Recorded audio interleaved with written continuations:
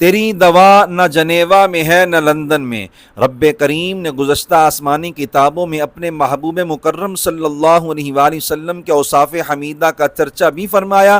آپ کے جانثاروں خصوصاً یار غار و مزار سیدنا صدیق اکبر رضی اللہ تعالی عنہ اور امیر المومنین سیدنا فاروق اعظم رضی اللہ تعالی عنہ کا ذکر بھی فرمایا، اور سرزمین بیت المقدس کا تذکرہ بھی فرمایا۔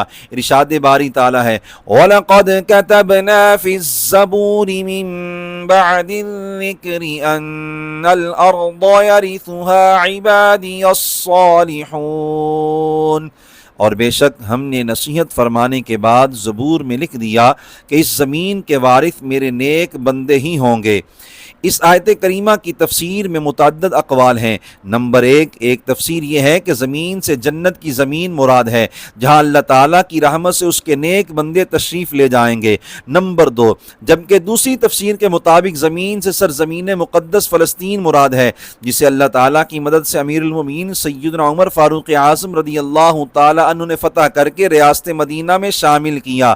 بعد کے ادوار میں مختلف حکومتوں کا اتار چڑھاؤ ہوتا رہا، اور ان قریب باری تعالیٰ پھر سے وہاں اسلام اور مسلمانوں کو غلبہ عطا فرمائے گا۔ آیت کریمہ میں رب تعالیٰ نے وعدہ فرمایا کہ میں اپنے صالح و فرما بردار بندوں کو زمین کا وارث و حاکم بناؤں گا۔ یقیناً یہ وعدہ ضرور بھی ضرور سچا ہے، اور اسلامی تاریخ اس کی سچائی پر گواہ ہے۔ قرون اولیٰ کے مسلمان صالح و فرما بردار تھے، تو باری تعالیٰ نے سرزمین مقدس فلسطین سمیت پوری دنیا میں انہیں حکومت و سربلندی سے نوازا۔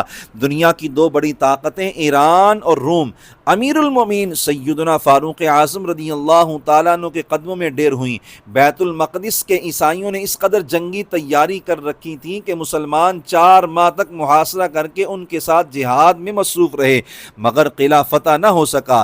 پھر امیر المومنین سیدنا عمر رضی اللہ تعالیٰ عنہ تشریف لائے تو فقط آپ کو دیکھ کر عیسائیوں نے شہر کے دروازے کھول دیے اور آپ سے امان کی درخواست کرنے لگے۔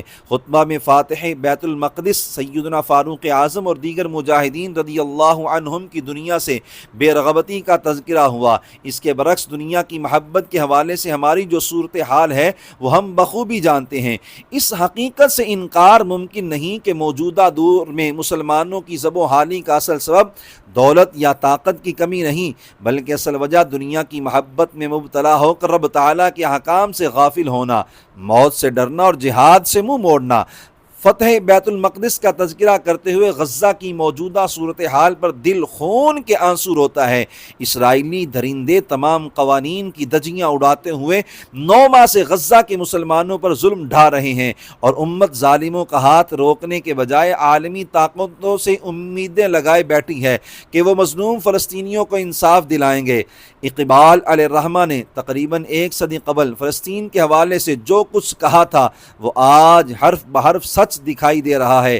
تیری دوا نہ جنیوا میں ہے نہ لندن میں، فرنگ کی رگے جاں پنجہ یہود میں ہے، سنا ہے میں نے غلامی سے امتوں کی نجات، خودی کی پرورش و لذت نمود میں ہے۔ آج ہمیں ضرورت ہے کہ فاتح بیت المقدس امیر المومنین سیدنا عمر فاروق اعظم رضی اللہ تعالیٰ عنہ کی مبارک سیرت سے سبق لیتے ہوئے دینی غیرت کو بیدار کریں، دنیا کی محبت کو دل سے نکال کر صالح و فرما بردار بندے بنیں، پھر یقیناً رب تعالیٰ اپنا وعدہ پورا فرماتے ہوئے زمین کا وارث و حاکم بنائے گا اور عزت رفتہ کو بحال فرما دے گا۔